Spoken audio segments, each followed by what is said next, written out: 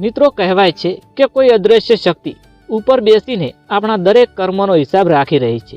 પરંતુ જરા વિચારો મિત્રો, જો કોઈ માણસ માત્ર કોઈ અદૃશ્ય શક્તિના ડરથી અથવા સ્વર્ગની લાલચમાં સારા કર્મ કરી રહ્યો છે, તો શું એ ખરેખર સારો માણસ કહેવાય? લાલચમાં જે કર્મ કરવું તે સારો માણસ કહેવાય? જે ભલાઈ માત્ર ભયના પાયા ઉપર ઊભી હોય તે સાચી માનવતા નથી, માત્ર એક દેખાવ છે.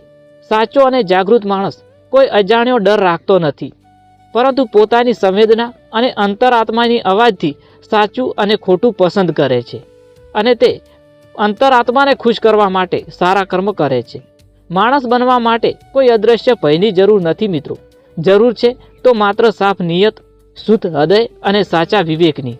તો તમારી પણ આ જ વિચારધારા હોય તો કોમેન્ટમાં લખો, માનવતા જ સત્ય છે, અને આ વિચારને તમારા મિત્ર સુધી જરૂરથી પહોંચાડો મિત્રો. ધન્યવાદ દોસ્તો.